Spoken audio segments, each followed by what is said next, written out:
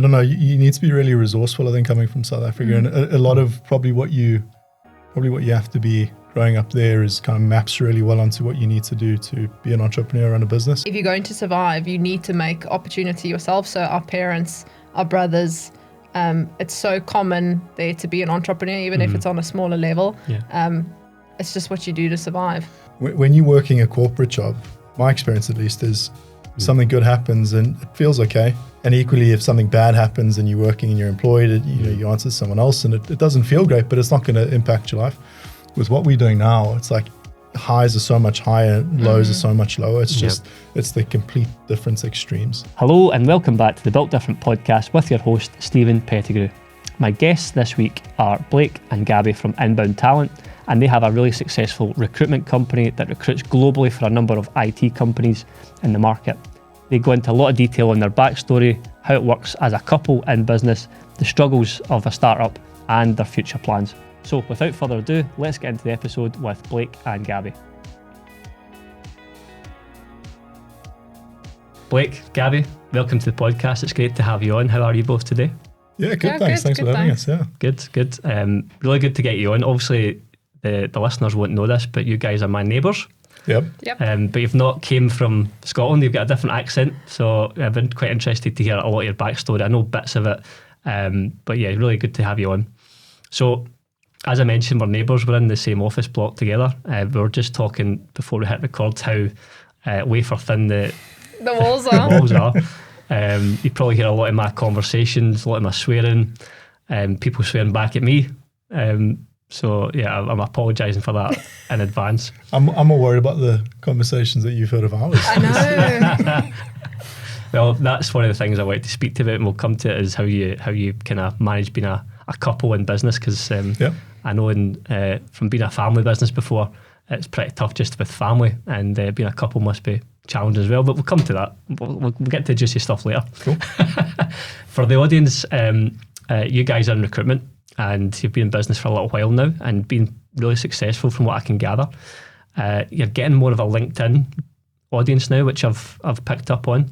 You're doing more reels, you're doing more social stuff, so it's looking really exciting for you. But for the people that don't know you, if you guys could give us a little bit of backstory about where you came from, what you do, and what your mission is. Yeah, can do. Well, we're originally from South Africa. If you can pick up on the accents, we've been in the UK for about 4 years now. Yeah, about close to 4 years. More or less 4 years, just off the back of COVID. And we basically run a recruitment agency, as you said, based in Scotland, but we recruit for IT and sales people specifically for telecoms companies worldwide. We've been in business for just over a year. Just over a year now. Literally 1st of February 2024, we opened doors and finished our first full year a couple of weeks ago, and it's been a wild ride so far, but it's been good. Yeah. Mm-hmm. What brought you to Scotland? So originally we actually came to Scotland because I wanted to study. I did my master's degree at the University of Edinburgh. She's the brains. The brains and the beauty. Yeah, there we go. So, I just carry the heavy stuff. That's what I say. Yeah, we wanted to, obviously move overseas from South Africa, expand our opportunities in that. So decided to do the master's degree, and then we just stayed, basically. Yeah. Yeah, you didn't stay for the weather though, I'm guessing. No. The weather's terrible, isn't it? Yeah, no. We actually came across, it was end of September, so, back end of summer, autumn, and we thought, this is not that bad. People say a lot of bad things about Scottish weather, but it's great. I think on the second day we were here. Oh, really? Yeah, and then winter hit and we thought, oh shit, what have we done? But no, it's good. It's not that bad. Yeah. You guys have travelled around a little bit though, haven't you? You haven't just came from South Africa to here.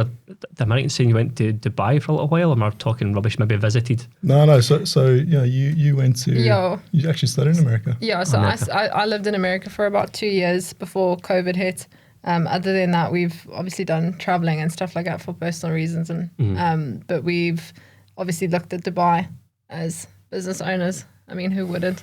But other than that, no, we haven't spent an extended amount of time in Dubai yet. Scotland and the UK is, from what obviously for me personally, but from other people as well, it's pretty good to do business.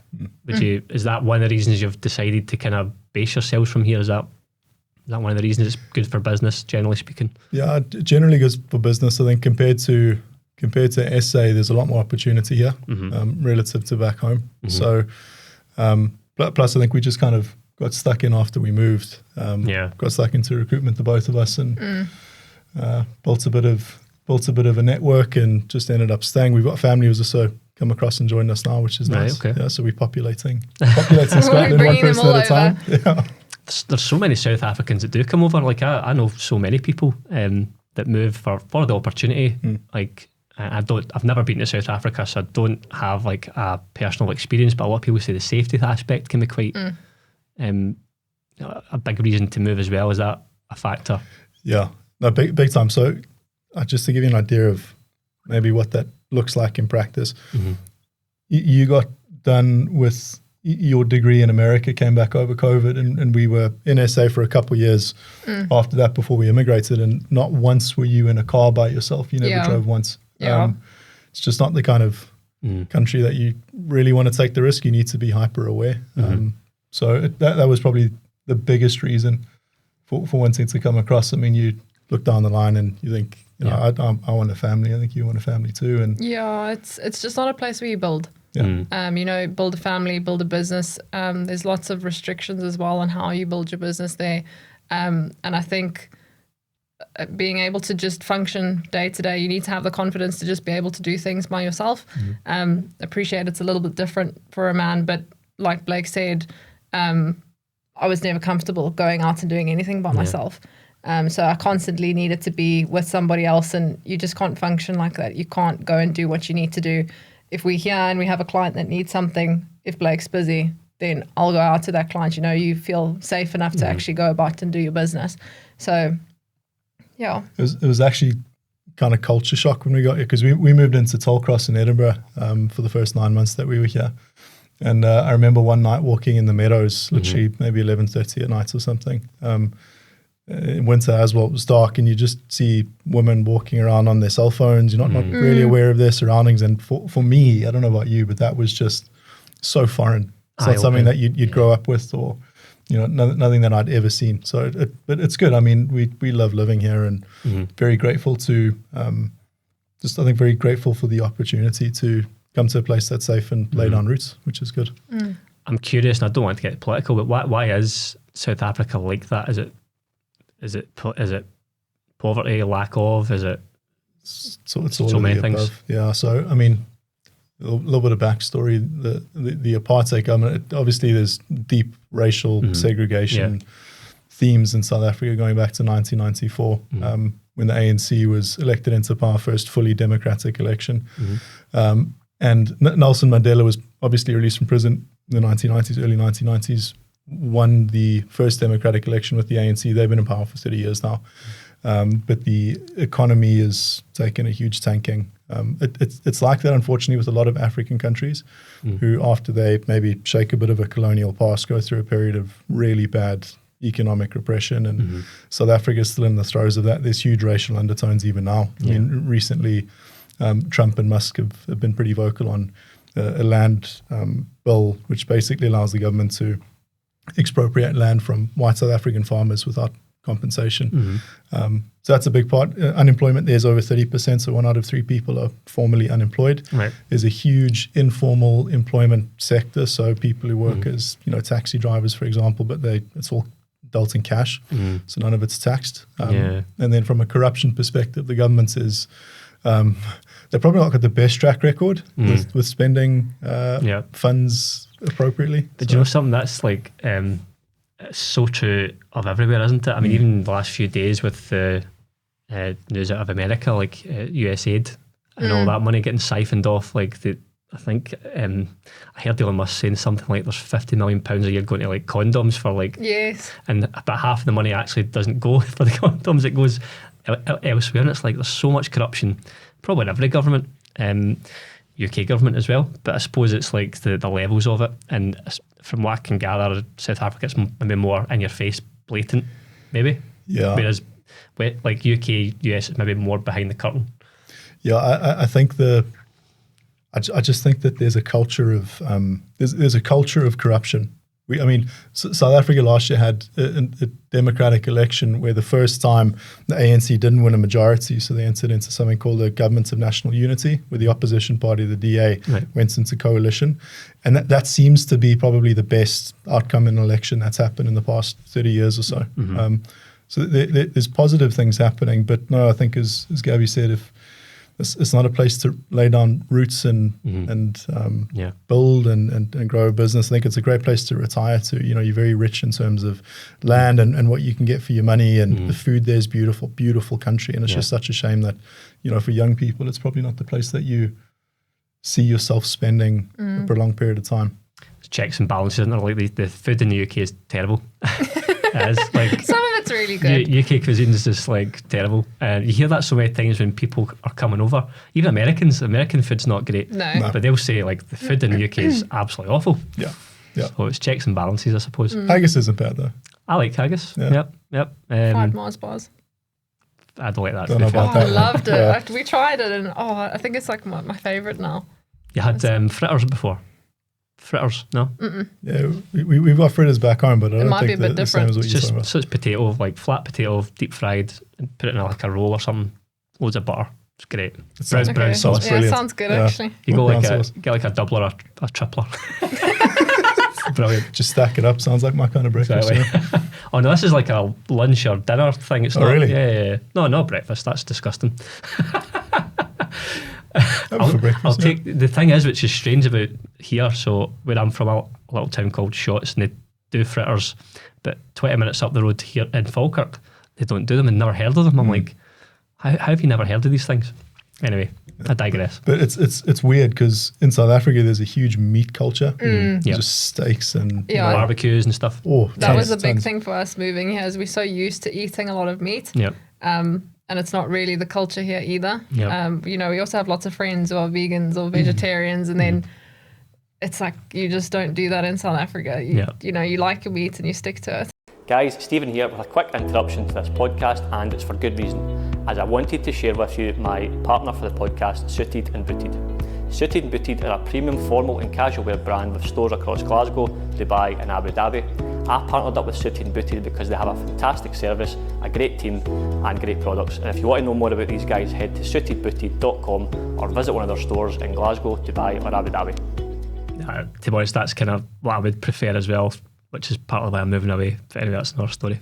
Okay, so what made you start the business then? So I know you're hearing COVID and stuff, but what was the trigger point for starting a business for you guys? It again probably ties back to South Africa because there's probably a lack of opportunity. Both of our parents have been entrepreneurs. All four of our parents have run businesses before. Okay. It's very common there. Everybody, you have to make your own opportunities there. You can't go and kind of find it. It's not the same here where there's so much opportunity in different companies, different options there. If you're going to survive, you need to make opportunity yourself. So our parents, our brothers, it's so common there to be an entrepreneur, even if it's on a smaller level. It's just what you do to survive. I don't think the thing, you've grew up with that as well, but the sounds of it, so you've got those traits. Yeah.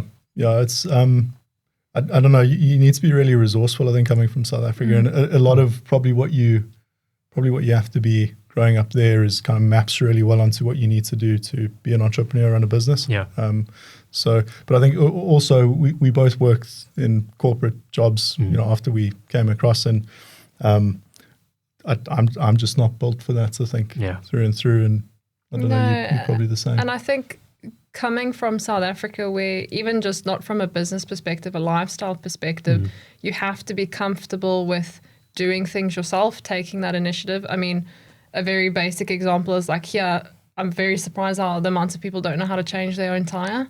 In South Africa, everybody knows how to do stuff like that themselves. Jumpstart a car, change a tire. You have to do that stuff yourself. And with your parents, friends, family, everybody doing that kind of stuff, building their own things, making a name for themselves. You come here and it's so different where everybody's working in corporate. You get into that environment and you're working for somebody else, but you come from that background where you're so used to people just doing things for themselves, building something. It almost feels foreign that you kind of push it away a little bit? Now, in the UK, there's so much like entitlement. Kids, if people my age, my friends group, it's very. There's not a lot of entrepreneurs in that friend group. I was the odd one out, and it's very easy to just fall into a job, and there's no effort required. Whereas it sounds like you guys had to, you had to do a bit of hardship and learn the hard way and stuff, which is going to set you up in terms of competition. You should be able to wipe the competition out in the future because you've got that ingrained work ethic, and you're not scared to roll your sleeves up and do a bit extra than another person.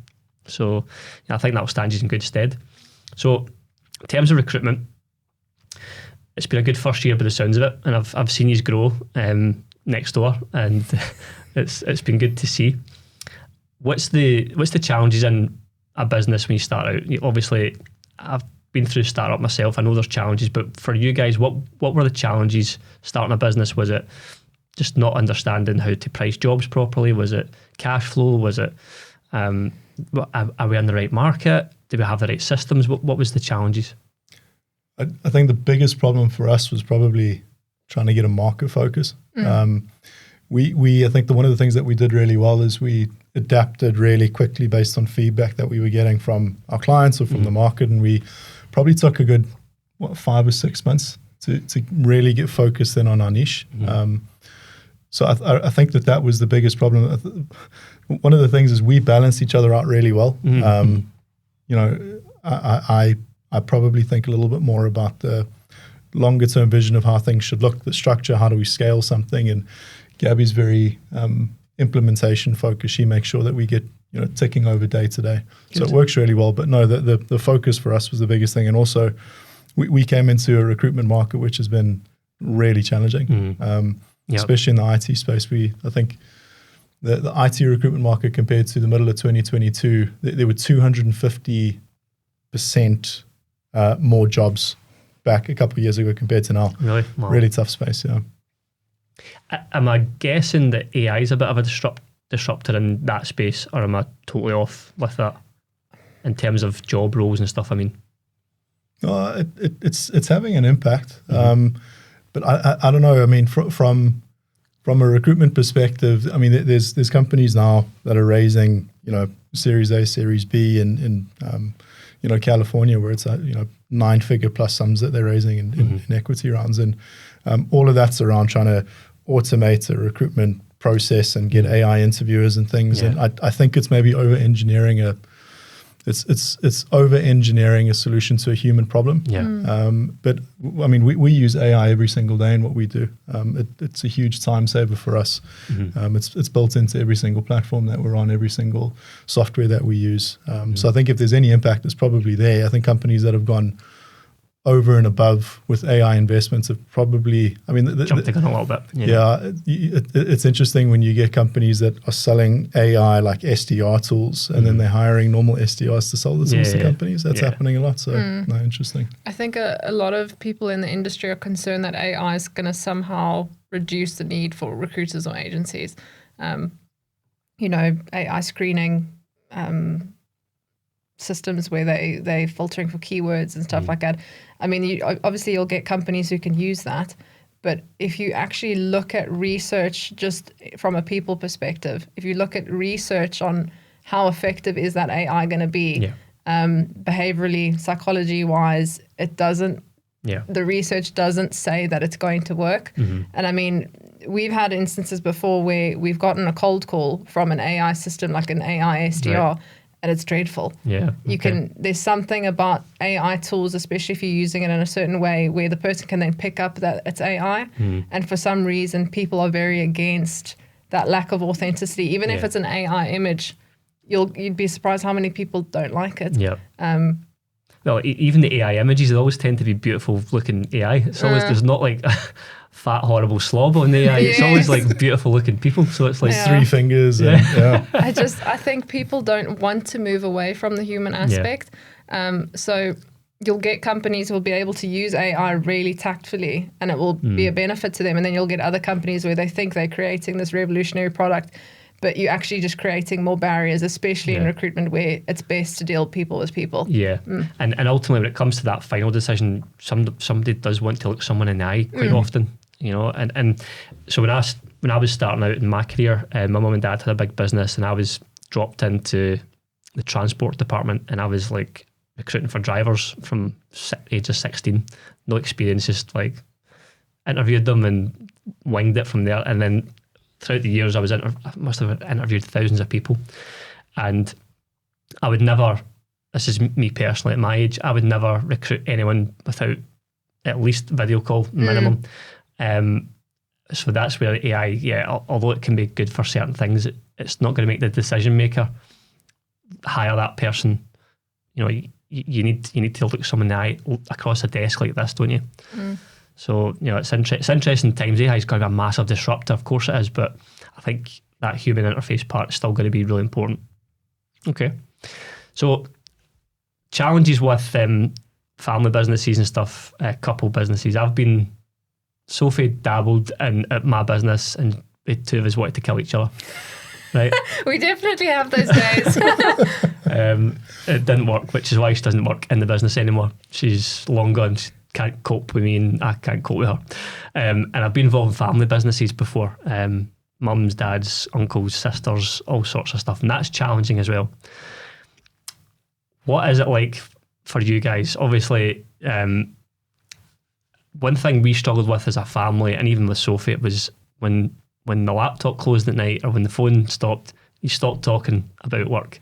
But that didn't actually happen. It bled into dinner tables, chats and stuff. How do you guys cope with it? Is it all, am I just over egging this and it's actually all fine? What's it like for you in reality? I can't speak for you, but I don't know. I'm very lucky that I've found someone that I don't need to have a break from. It was part of the reason, in all honesty, why we started the business. You know, you spend, how much time do you spend with coworkers? How much time do you spend at the office? You know, you spend more time with the coworker than you do your significant other. And I don't know, that's not the life that I really wanted to live. Look, it's got challenges, don't get me wrong. It's not easy. I'm pretty stubborn, she's pretty stubborn. We've had to learn to communicate a lot better. We've both picked up that we've got a habit of starting a sentence in the middle of a thought. I'll be thinking about something for 2 weeks. I'll be ruminating on this and structuring in my mind, and then middle of a conversation, I'll chuck in, I think we should do this. And then she's got no context. So it's a challenge from that perspective. But I think for me, I love building, you know, a business, and it's a lifestyle as well. With you, so it's far easier for me, by the way, to do this than it was to work in corporate. Like 10 out of 10, so much easier. Yeah, I think if you're going to work with family or, you know, your partner or something, you have to go into it thinking, okay, there's going to be days where we're going to have to sit down and have honest conversations about how do we handle this. I think one of the good things that we really made is what's your domain and what's my domain.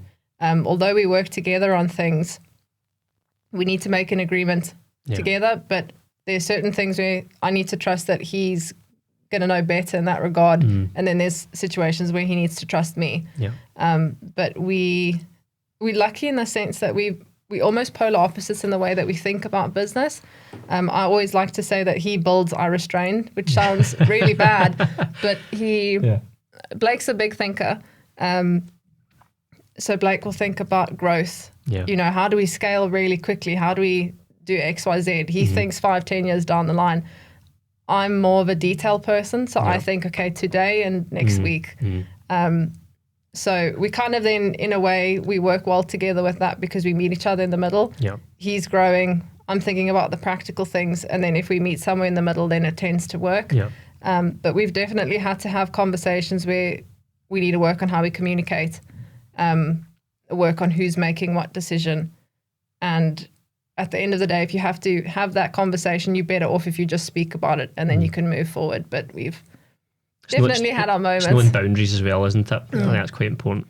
It's also trusting. I mean, I know tons of people who've gone into business with the wrong person, and, you know, for lack of a better term, they've been screwed over by it. And I've made that mistake many times. There you go. So, I mean, who do you trust more than the person that you're choosing to build your life with and spend your life with? So, you know, I always know whatever decision she makes, she'll always have my best interest at heart and the best interest of the business, and that, you know, we're very aligned on what we want that to look like. And I'd hope you'd feel the same vice versa. No, I do. And I think you have to separate business from your relationship as well. And I think the biggest thing is you need to acknowledge that you're still a team in business as well.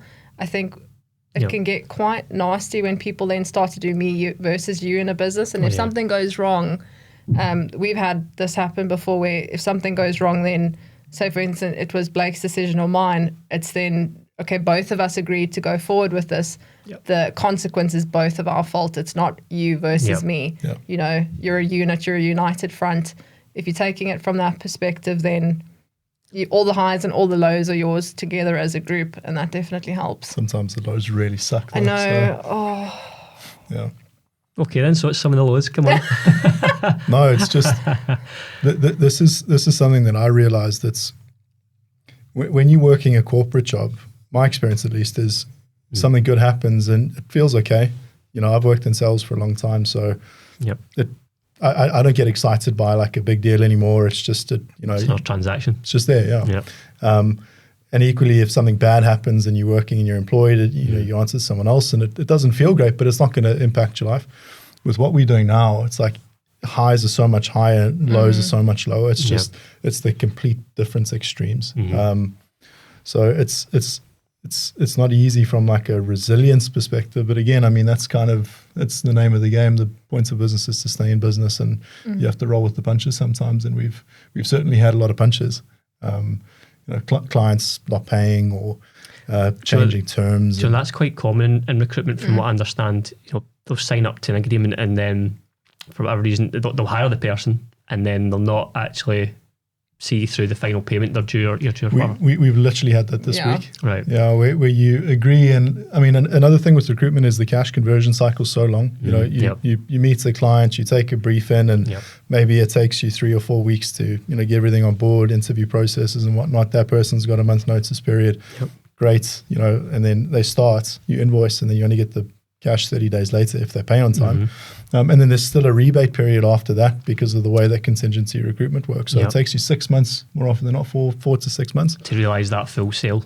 Pretty much, And I think the way that we like to approach business as well is we try, obviously we've got terms and conditions that we send over to clients and stuff like that, but we never approach a partnership thinking about what kind of things can go wrong. So we've learned that lesson as well, certain things that need to be in our terms.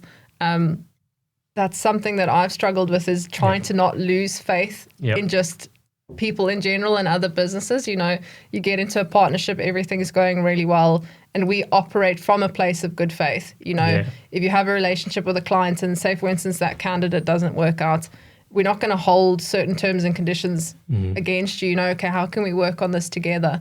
But it's not always reciprocated. And then sometimes you need to go back to your terms, think a little bit more from a legal perspective. And that's not the greatest. That's not the nicest. It's not the enjoyable bit about business. No. But there are so many people, that's not true. There's a lot of people out there who do take advantage of you. And as business owners, we're all inherently optimistic anyway. That's just the way we're built. And you do see the positive and the light in everybody, and that's to our disadvantage at times. I've had many agreements, verbal and gentleman agreements, if you want to call it that, and then because there's not a written agreement in place, it falls apart. Because you can only vet someone and do your due diligence up to a point. And then, I mean, in particular, what we do, some cases we get a lot of distressed businesses that come to us and they are in a bit of trouble, and they sometimes show you a certain face in order to get the outcome you can guarantee them. And then once you've got that outcome, they change back to type, and that's the dangerous thing. It's very hard to have good partnerships. So it's a skill in itself, partnerships. We've kind of learnt in a way to not chase every single client, and not every single client is meant for you. So especially when we started out, like you said, you're very optimistic, you want to get going, you want to build. So every client that comes to you and you start building that relationship, working with them, you're just eager to get going. Now we've kind of set things in motion where we have criteria almost to determine, okay, are you a right fit for us, but are we a good fit for you as well then? And having that confidence then to say no to certain business because it isn't a good fit. The power of saying no is, it's actually quite liberating when you can, keep with confidence say, do you know what, this isn't right, go somewhere else. And then quite often those people will say, what do you mean? Like, they actually want to work with you even more. So that's quite interesting. But there's, I don't know, the way that recruitment works is a market. I mean, 90% of the recruitment work that's done is on a contingency basis, i.e. no placement, no pay. And like we found, and we've had lots of discussions after, recent stuff that's happened where clients have not followed through on invoices that are meant to be paid or, query terms or whatever it might be after we've done the work. So we've had a lot of conversations on, actually do we stop delivering under this particular model? And I think part of that's also just self-qualifying.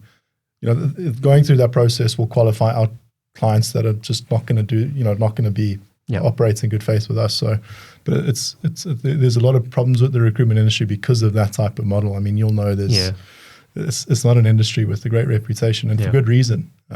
There's a lot of cowboys out there. So do you guys take like deposits and stuff up? I say deposit, but like an upfront payment or an early payment in the model, or is it purely based on the guy started or after 30 days? Do you get anything up front?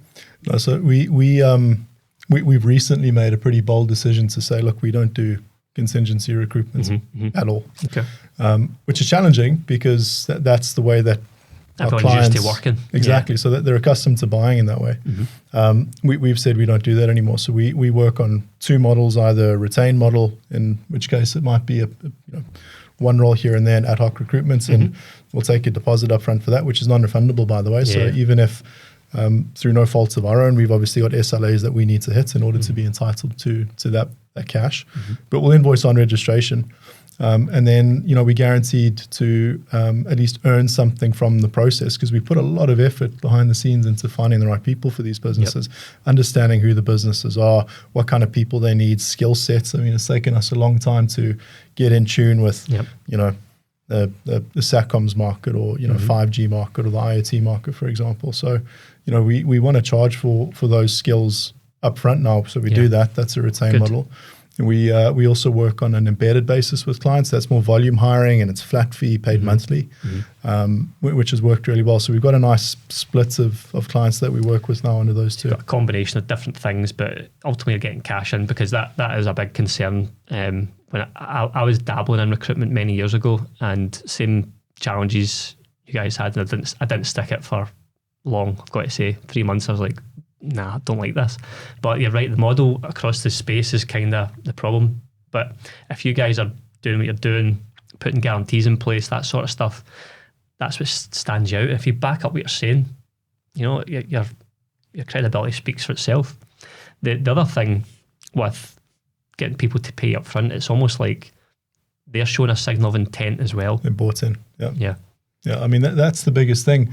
To give you some thumbsuck industry statistics on that, at big recruitment agencies, and I won't name them, but you'll know the names, on a contingency basis, recruiters will fill roughly a third of the roles that they register. So 1 out of 3, right? So if you fail 66% of the time at your job, you're doing a pretty crap job, right? By most people's standards, absolutely. But and there's reasons for that, because a company may be working with multiple different suppliers, which means you can't really prioritize that role, so it gets deprioritized and you focus on things that are more sure business. For retained models, the fill rate is closer to 90 to 95%. Right, okay. There's a reason for that. If a client has put down $5,000 or $10,000 or whatever it might be, they're more they're committed to the process. Exactly, and then they're more committed to putting times in their diary to follow through with things. They're not going to fob it off because, hey, this doesn't cost me anything anyway. So those are the companies that we want to work with at the end of the day. Yeah, and I think we decided as well, having that confidence to say, no, you're not the right fit for us. We don't want a revolving door of 50 clients. That's not the goal. We really do actually enjoy getting to understand the business. I mean, we're business owners. We want to understand your growth. We want to be a part of that. So that's why we enjoy the embedded model as well. But if you work closely with one recruitment company, you've put that cash down, you then committed to actually getting the role filled. It's better experience for the company. It's also a better experience for everyone else that's in the process. I mean, that's probably one of the most shit parts about the job is, not having control over the process entirely, because it's purely dependent on whether the client wants to move forward in general, not even just with that person. But having that confidence to say no, you then almost develop 10 good clients, for example, that you really committed to. It's a good relationship. You're a good fit. Yeah. You don't need then a revolving door of 50 clients, which is actually very common in recruitment. Yeah. And they're, because they're paying up front again, they're committed and investing almost in you guys. These big recruitment agencies you talk about, there's kids basically working at these places. They have no clue what they're recruiting for. Don't understand the job role. They don't understand the company they're trying to recruit for. No, but they're experts, remember. They're experts. And they're purely in there collecting a salary every month. And as you say, 33%, if that's the hit rate, that's wild. But people put more faith in these bigger companies. It's the same in the business brokerage world. So businesses, business broker companies who look to sell businesses. There's one massive one in particular. And I think they turn over something like 350 million a year. But that's only through retainers. So we'll sign a business owner up to sell the business. They sign up to a retainer. But the actual stat on that is that only 2 out of 10 businesses actually sell through these guys, which is absolutely mind-blowing. So these big, enormous companies, people put faith into them because they are enormous, but they don't actually understand the goal, your business, your core values, your culture, anything. And I'm guessing because you guys, you're nimble, you've got, obviously your business owners, you've got a small team, just you two guys at the moment, as far as, no, you've got a new person. We just hired someone on a week ago, Yeah. How's that going? Good. Really good. Yeah. If you guys get that wrong, that's a big egg on your face. Problem. Yeah. No, it's good. It's good.